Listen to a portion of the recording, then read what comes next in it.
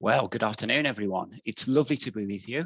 My name's Steve Edmonds, and it's my pleasure to be hosting NGA's December webinar on the topic of boards being exemplary employers. And I'm really pleased to be talking to you about this topic because it goes without saying, I think, that the people we have working in our schools and trusts are our most valuable resource. They're also very special people doing a very special job in the most difficult of circumstances, especially over the last 2 years when we've had all of the challenges of COVID. So I'm going to dedicate this webinar to them, everyone we have working in our schools, the leaders and the teachers, the learning and pastoral support staff, the business professionals and administrators, premises support and catering staff, and many others, countless others who work in specialist roles. And I know that, like me, you appreciate just how much they do day in and day out on behalf of others, and how important it is for us as governing boards to ensure that they feature prominently and consistently in our governing conversations, and that we create the conditions for them to succeed in their roles. So ultimately our pupils can thrive. And that's what this webinar today is all about. And I'm grateful to you for joining me. So what I'm going to do is talk a lot about culture and climate, and our role and our influence in making our schools great places to work. I won't be going into the detail of employment law, regulations and pay and conditions, etc. Technical matters, if you want to call them that. But I appreciate that what I have to say this afternoon might generate some questions about those things that you'd like a response to. So what I suggest is that if you do have any specific questions or questions of a technical nature, then please do put them into the questions function of the webinar. That is indeed if you're watching us live. And as part of the service, I will do my very best to respond to you at some point after the webinar in the best way that I can on whatever you're asking me. Better still, if your board has gold membership of NGA, then indeed you have access to our highly knowledgeable and responsive advice service and our team of advisors, which we call Goldline. And Goldline covers all aspects of school governance, and indeed covers all types of school governing structure and school structure. And so our trusted advisors are there on the spot to answer any questions you might have relating to your role as the employers of staff. Now, I'm biased because I have oversight of this service, but if your board does have gold membership, then I'm sure you'll agree with me, because the satisfaction ratings are very high, that it is an excellent service and it's highly responsive. If your board doesn't have gold membership, then I would say that the Goldline service is very much worth the small cost of an upgrade to gold, and it would certainly be a very good source of information on any aspect of your role as the employer of staff. That's a plug for Goldline there, which I hope you don't mind me giving. But I mentioned that Goldline covers different types of school governing structure and different types of school legal structure. And that is really relevant to this topic because, as I'm sure you know, our responsibilities, the responsibilities that we have as the employer of staff, don't apply exactly the same way to all types of school. So at this point, it's probably a good idea if I get a sense of whom I'm talking to and what your role is, and how those employment responsibilities apply to you. And you can see my colleague Molly, who's with me on the webinar today, has just put up a quick question, which I'd like you to respond to. You can choose more than one of those options, just to confirm what your role is. And you can see the options there: governing on an academy trust board, whether that's single academy or multi-academy trust, governing at local level in an academy trust or an academy committee or local governing body, in a local authority maintained school that's voluntary aided or foundation, probably a church school, or a local authority maintained school that is a community school or voluntary controlled. And of course, I'm sure we might have some governance professionals joining us today. So hopefully you've all responded to poll whilst I've been talking. I don't know if Molly, you're able to pop the results up there, so I can see who I'm talking to. Oh, it's a fairly even split actually. The majority of you, just about actually, are governing at a local authority maintained school that is community or voluntary control, but we have a fair proportion of you who govern in a trust and indeed at a local authority maintained school that's voluntary aided. And great to see governance professionals with us as well in such high numbers. Now that's important, because what it tells me is that some of you, or most of you, are carrying out those employer responsibilities on behalf of the actual employer, who is the local authority. That's if you're a local authority maintained school. That is community, but many of you are actually the direct employer of your staff.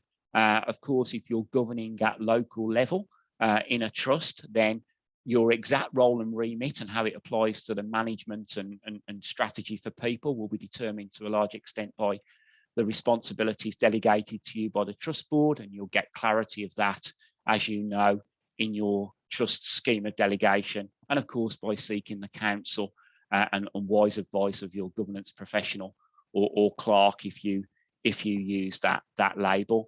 And the distinction between whether you are the direct employer of staff or whether you're carrying out those responsibilities for the actual employer, it really does matter.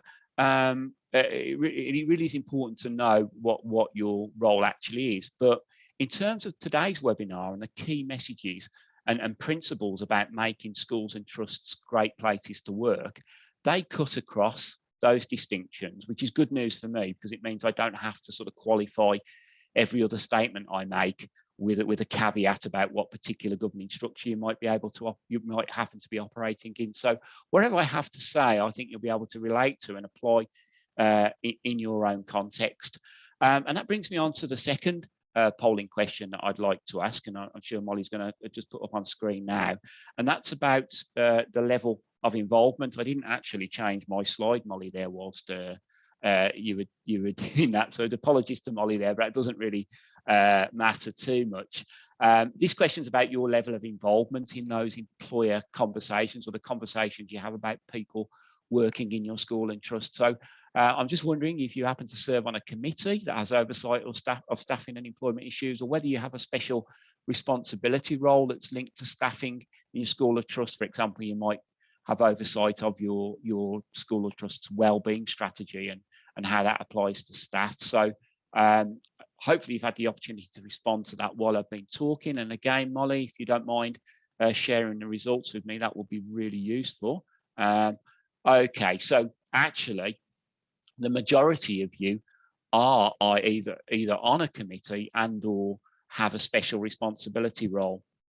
And that's really good news for me and this webinar, because what it means, what it tells me is that you have a greater opportunity to influence the development of strategy and the approach that your school or trust takes to the way it manages and supports its people to do a great job. And actually, you're also in a position perhaps to look more forensically, whether that's through data or information, at the difference that approach and that strategy is making, whether that's in the way that you recruit people, whether that's how you nurture them professionally, develop their skills and talents, and ultimately retain them for as long as you need to retain them so that they can deliver for your pupils. So I'm talking to a very important audience here, people who are in a position to influence. And that's good news for me, because it means some of these messages I hope you'll be able to take away and really use to their best effect. I'm going to move on quickly from that second polling slide, which I should have gone to at the time. And if I may, I'm going to put this topic, before I get into the specifics, into a wider context for all of us, really. And I'm going to do that by talking about some themes rather that you'll be familiar with if you've read our guidance on being strategic, or you've attended any of our events on on our first core function as a governing board, which as you know, is to set the vision, ethos and strategic direction of our school or trust, where we want it to be now and in the future. And this slide we have here shows how that vision that we set out as governing boards travels through a strategy, a clear strategy document that we put together in collaboration with our school leadership and stakeholders through those channels of monitoring and accountability, hopefully to achieving the desired outcome and results that we all want to see for our pupils. And that's a journey that you'll all be familiar with if you've been involved in governance for a while, and something something you'll be used to being involved in. But what this slide also does is it highlights that what fuels that journey, it is the culture of your school or trust, the way it goes about things, the conditions that you and your schools and trusts create for parents, pupils, staff, and the wider community to come together and actually make things work, so that strategy is achieved and those results are realised. And you might actually be the most, dare I say, textbook governing board there is out there, with a very strong strategic cycle and very robust and clear account systems and routines of accountability. And that's really important and would be very positive and something I would endorse. But it does not change the fact that fundamentally what we are in is a people business.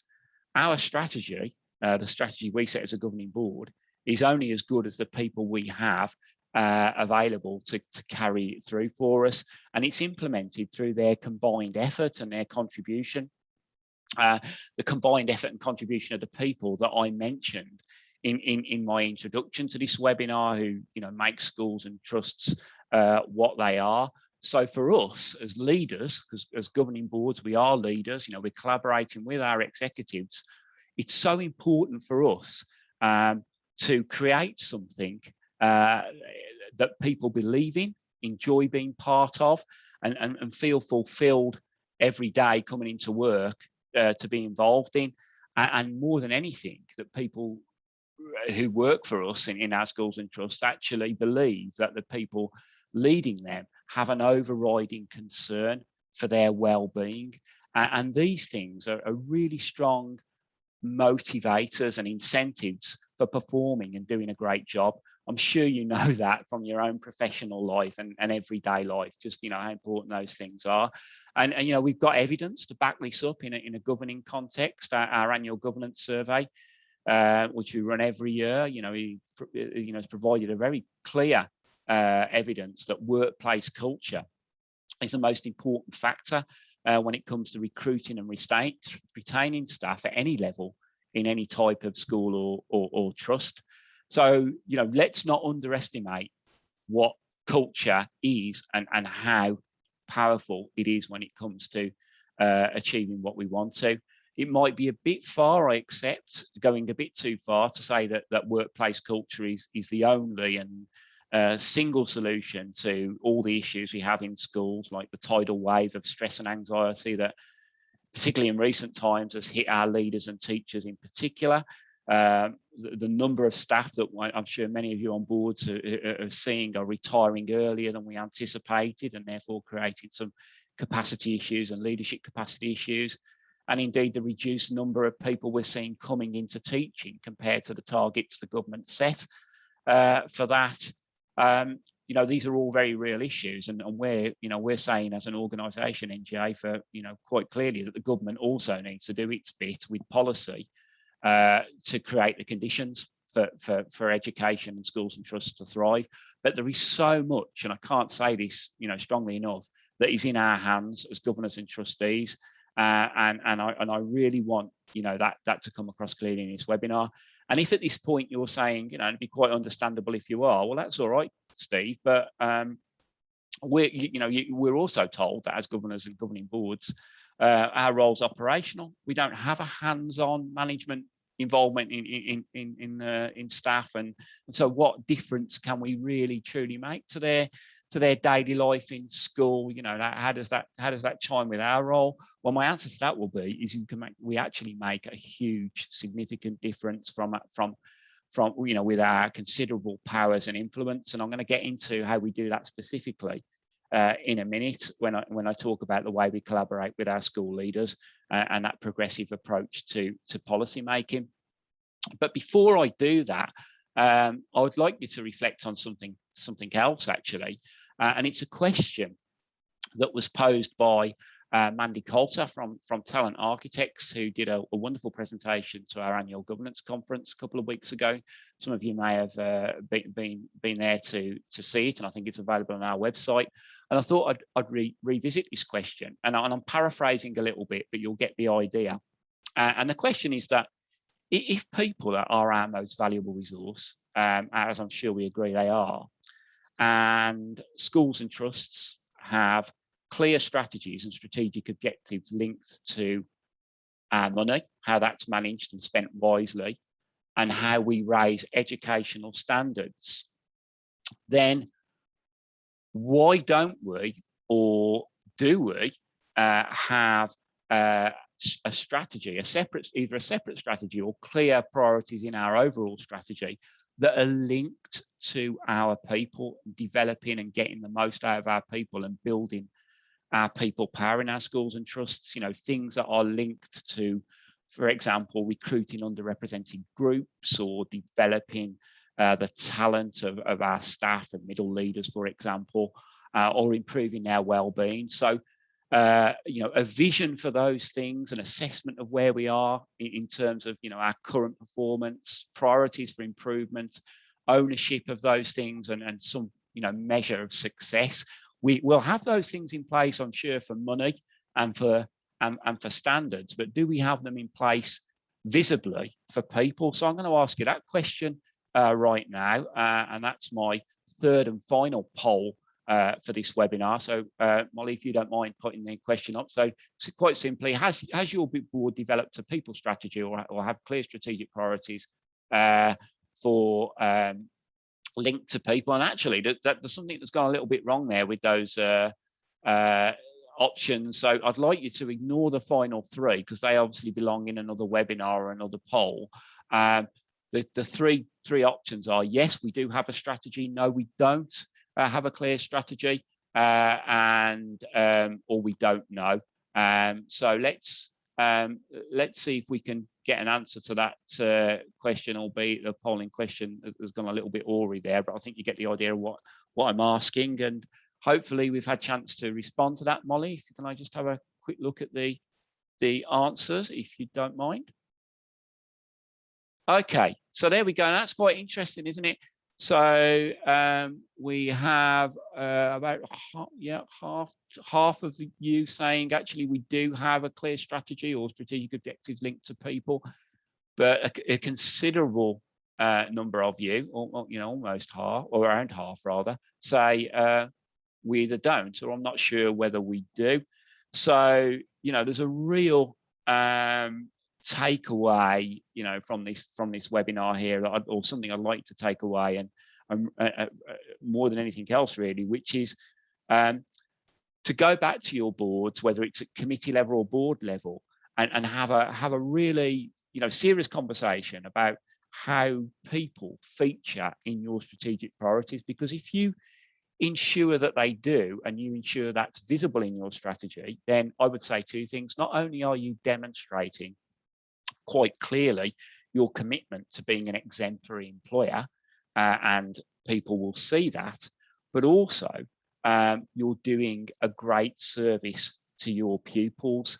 So, you know, I would encourage you really to think about the balance of your strategy and your strategic priorities, and how much building a capacity in your people power and their conditions to do a great job features in that strategy, and that's really important. And also it's important that the people you have working in your schools and trusts, get the chance to influence that as well.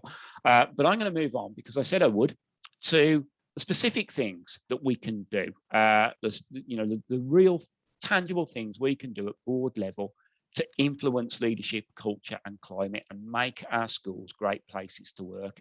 And the great thing about this list, which I'm going to go through, and what strikes me about it, is that NGA has content on almost, in fact, all of these comments, not almost all of these comments, content rather, in our knowledge centre, in the staffing area of our knowledge centre, which we've just refreshed actually. So it's more visible and it's easier to locate and navigate.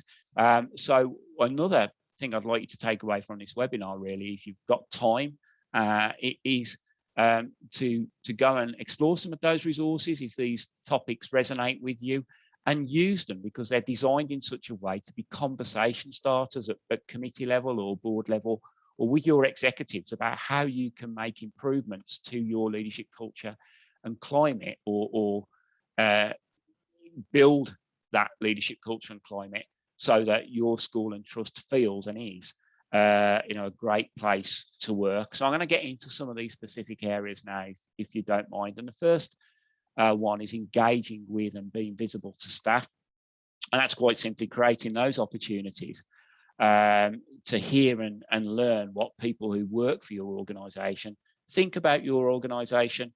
And it's not just hearing from them, of course, it's those opportunities you have to talk, share and engage with them about our vision and what we want our school and trust to achieve for our pupils, and doing so, creating that shared sense of ownership and of priorities and a sense of being part of something and the same team. These things are really important. And I'm no doubt whatsoever that the people I'm talking to will have methods of engaging with their staff over major decisions that you take. You'll have methods that enable your staff to feed into your strategy development or policy development. So I'm not asking you to do something you don't already do, but what I am saying is these things can always be improved. We can always make marginal gains. And I think at staffing committees in particular, it's worth making time for very sort of clear and open conversations, quality conversations about how and when we talk to staff and how we keep them up to date on the work that the board is doing to make the school and trust the best that it can be. Now, you may well be a school that makes the best use of staff surveys and exit interviews, and that's great. That's a great source of intelligence. But you might want to think or reflect on just how your existing methods, how far they reach out to all staff. Is it the case that actually you only hear from certain staff or a certain staff cohort because that's the way you've designed the engagement, or just because the engagement doesn't work well for all types of staff? So are there pockets, in your school of trust that you're not hearing from? You're not getting a sense for how they feel, how engaged they are with what you're trying to achieve.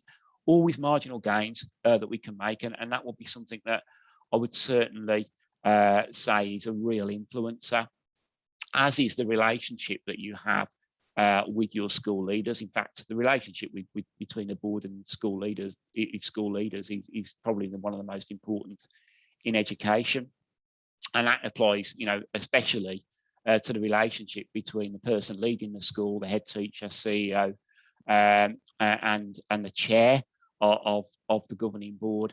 And again, I'm going to assume that because evidence, in the form of surveys tells us that the overwhelming number of relationships, in the overwhelming number of cases, rather, the relationship between the board and the leader is a positive and respectful one. We often focus too much on those relationships which don't go so well, but in the overwhelming majority of cases, they are positive and respectful. So I'm going to assume that your relationship is like that. So what I'm going to ask you to reflect on is how often and how able you feel confident you feel discussing with your executive leader their professional priorities, their working arrangements, their working patterns, whether they are getting the support and time they need to spend with their families or for their professional nourishment, and how they, how well they're being supported to function, to do a good job.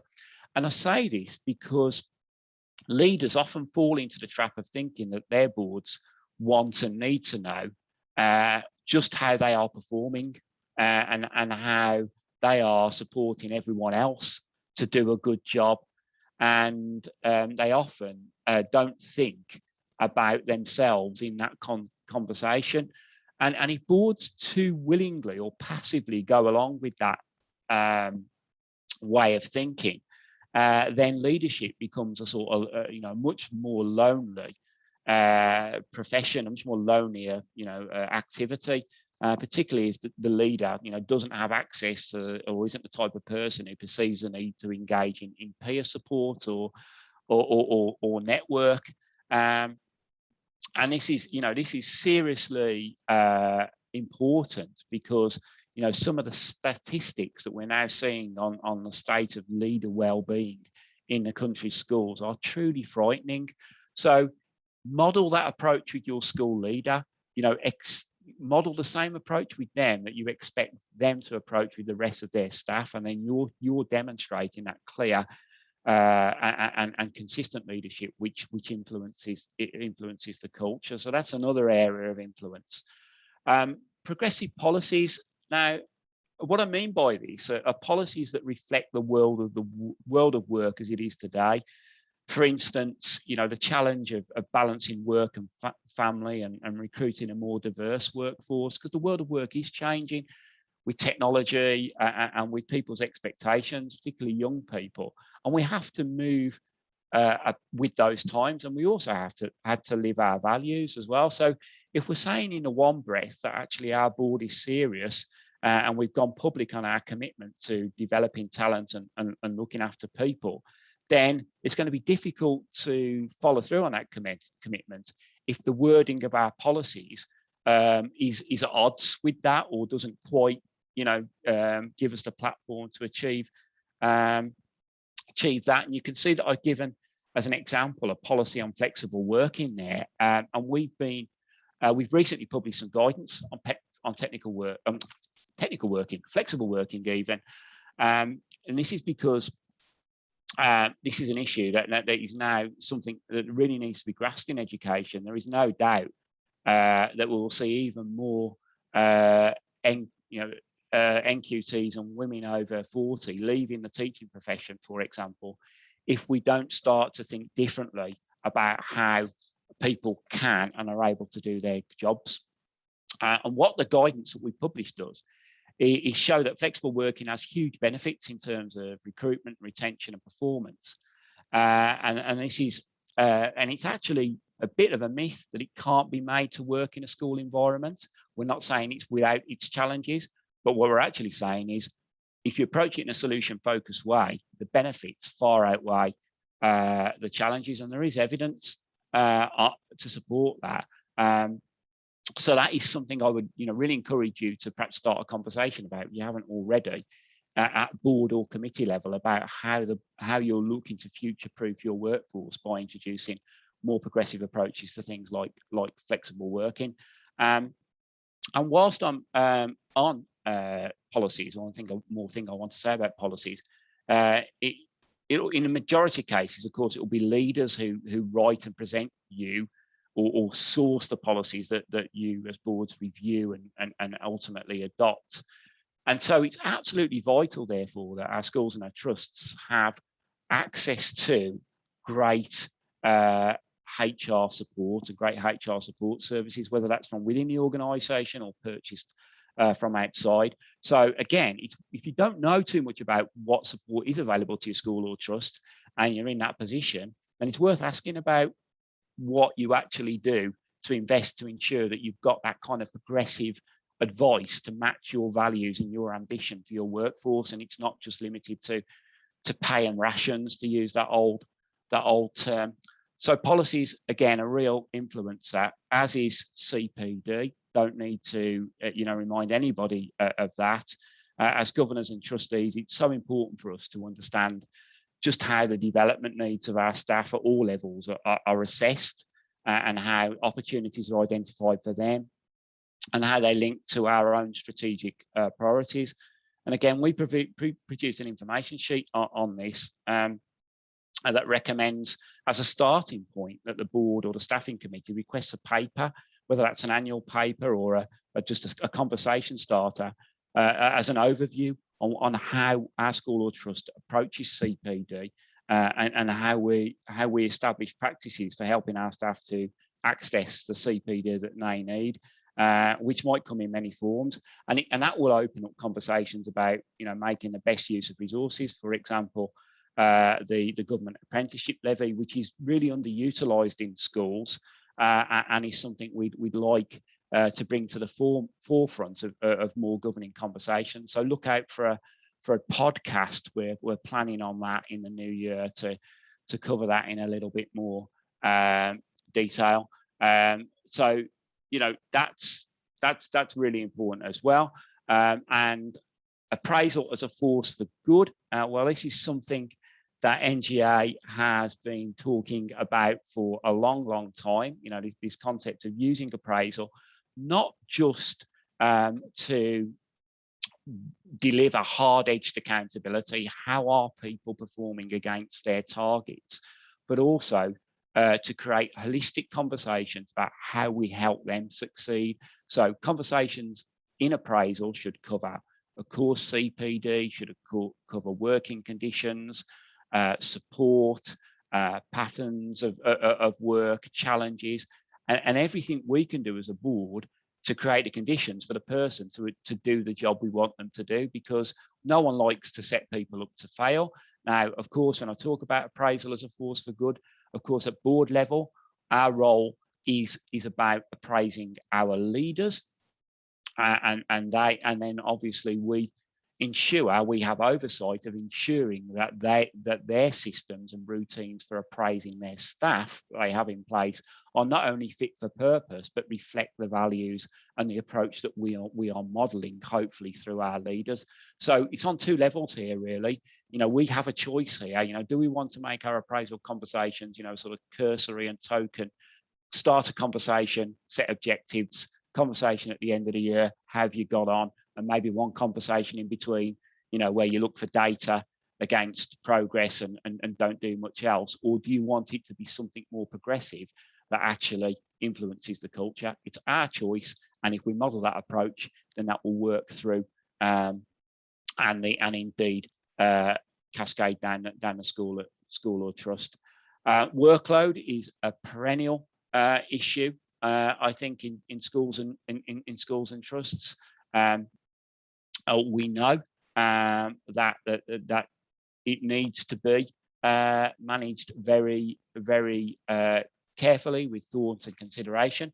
And what I would say about that really is that we have two really clear routes of influence here. First is the way that we actually monitor the routines and the working arrangements that our staff are subjected to, by talking to them and learning about their experiences, but also talking to our leaders about what they're doing to make marginal gains and improvements in that area, whilst obviously meeting the requirements that we have as a school and trust, but also modelling through our own behaviour by collaborating with our school leaders and talking to them about, for example, our own reporting requirements, what we need from them to understand how the school or trust is performing, how we can make that industry more manageable, and indeed how we can make the whole process of workload that much more manageable, so that we don't have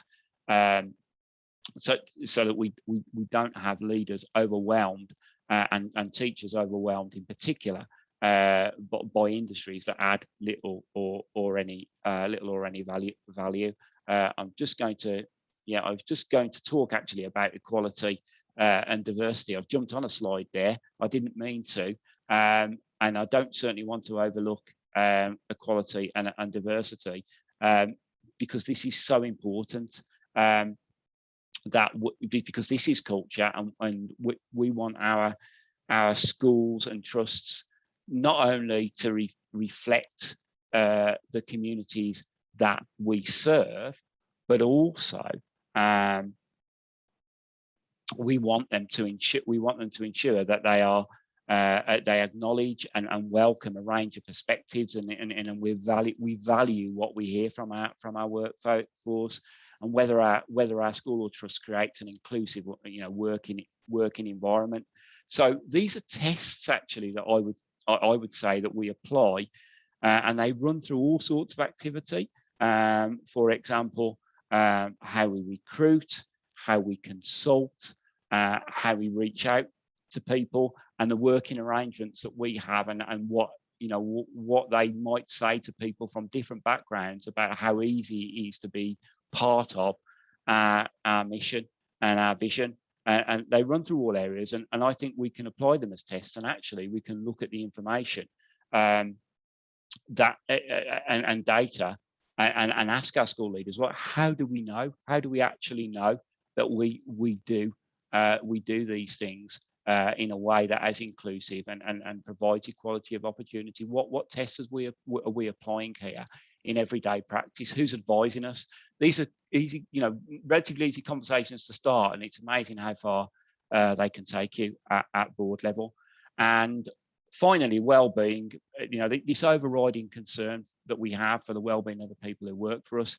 It's fair to say, I think, that it's hardwired into the strategic thinking of governing boards now, but we shouldn't take it for granted, as there's always more that we can do. The NGA, as I'm sure you know, is a signatory to the Department for Education Staff Wellbeing Charter, and I do recommend that this is discussed and considered as an agenda item at a future board or staffing committee meeting, and I'll perhaps include the link with when we send the slides out to this webinar to that charter, because it's a great conversation about actually our whole approach to well-being and well-being of our workforce, and how strategically we look at that.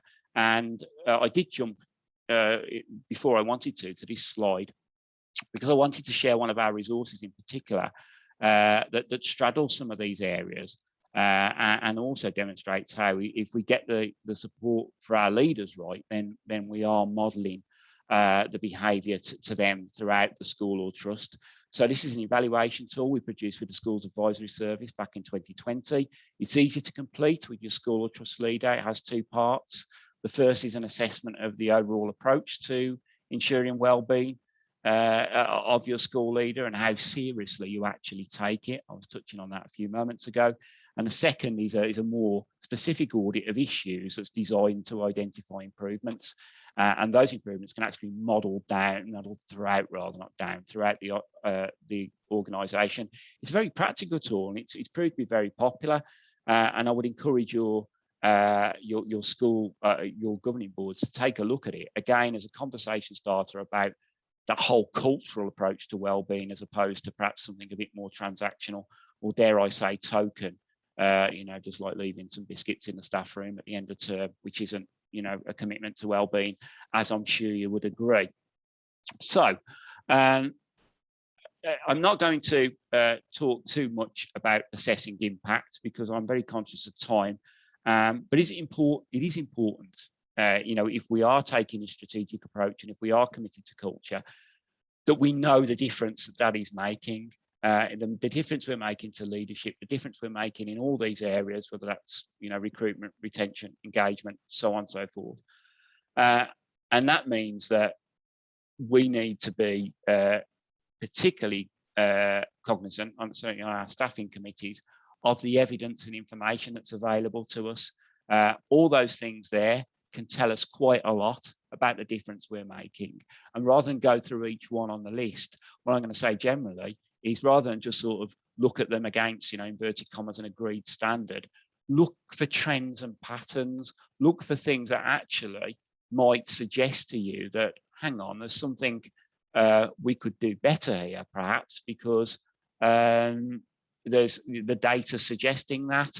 So, you might actually be performing well against, your expectations or your previous expectations, but just think about your data in the context of the culture you want to create. And then I think that data, takes on more power and resonance, and really does give you the opportunity for further and further conversations, because that's what this business is about. More and more conversations, that support you as exemplary employers. And as I said, our resources, all on the Knowledge Centre, are designed to help you do that, whether you're talking about procedures, structures, performance management, professional development, workload and wellbeing. We've got something that will help you start those conversations, and it's all there on the Knowledge Centre. I know I'm running over time. I wish I had time, the opportunity to do a webinar on different aspects of this, because it is so important. But it really is in our hands to make the difference we want to, on behalf of ultimately on behalf of our pupils, but certainly for the valuable people we have working in our schools and trust. And actually, for some reason, I do apologise for this. I don't know whether it's me being a little bit out of practice on webinars, because I haven't done one for a few months. But what I'm not doing very well today is I'm not navigating the slides very well at all. So what I was going to do is finish this webinar off and do that by promoting our next webinar, which will come around very soon on the 13th of January. And it's a great topic. It's one of NGA's key themes for the next calendar year, environmental sustainability. And again, this is an area where governing boards, we really do have more influence than we perhaps think or believe that we have. So please do tune into this. It's such an important issue. What is more important than our planet? So I'd love you to attend this and reflect on this in a governing context. And I know that Emma's going to cover all these things in her usual, engaging and thought-provoking way. So please do sign up for that. And if I've run over, which according to my watch I have done, so I do apologise for that. Thank you very much for bearing with me. But more than anything, thank you for everything that you do on behalf of our children and young people. I've said it before, I'll keep saying it. It's an absolute privilege to be in a role that supports you to do what you do so well. So thank you. And please do, whatever you're doing, have a restful, peaceful and healthy Christmas break. So that's me done. Thank you very much indeed. And I look forward to seeing you again. Bye-bye.